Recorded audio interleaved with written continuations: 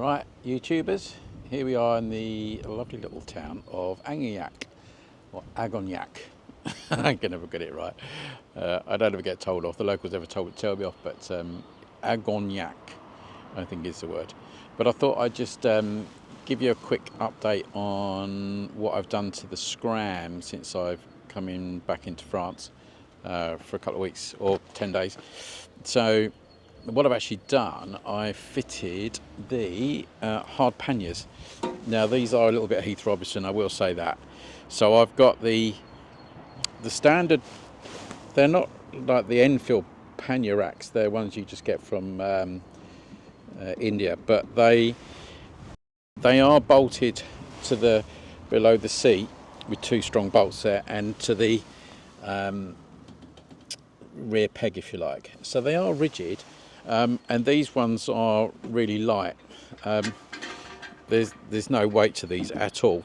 They're not alley because they're going rusty, but they are really light. They're just ever so thin.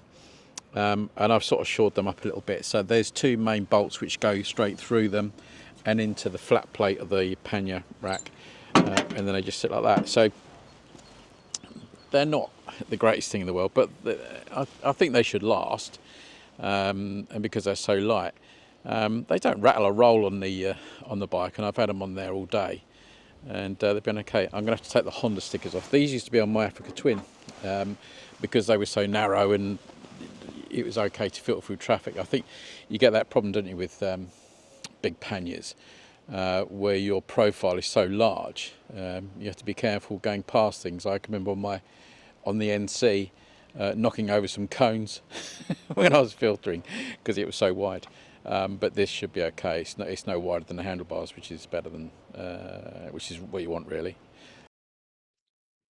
Right, so I thought what we'd do with this little episode is show you how much fun you can have with 20 horsepower, because that's about where you get once it gets to the rear wheel on these bikes, and just let you experience a little bit of the French roads. This is about 7 miles from Brantome, this little village of Agognac. I'm sure I'm not getting that right. But what it's lovely, the roads in France, you don't get potholes, but what you do get is lots of lumpy road surface, which is great on these little adventure type bikes because it really does work the suspension, and you really feel like you're riding.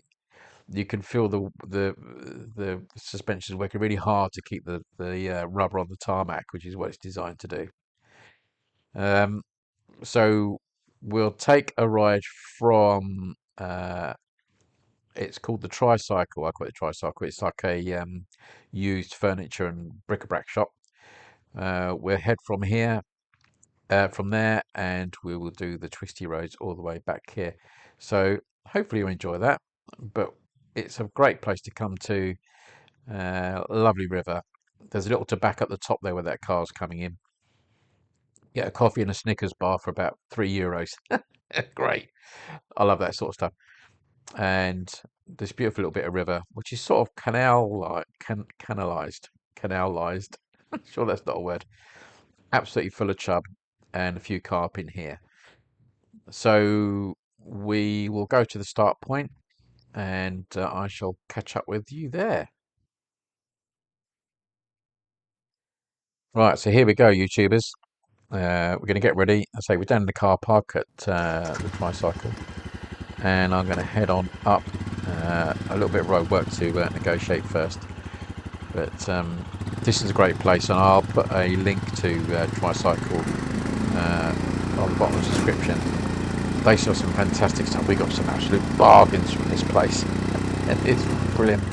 And I say this is about 7 miles to Agognac, but it's literally at the top of my town, so it's very easy to get to. So I just want to show you how much fun you can have with 20 horsepower, and hopefully you'll enjoy the little ride. There's lots of twisties coming up, and I've got the microphone on my back, so I'm overdubbing this part, but I've gone back to putting the microphone on my back so you can hear the exhaust note rather than the wind noise, and it does seem to work. So we'll get out of the speed restricted part, and you'll hear me start to gun it. So let's have some fun.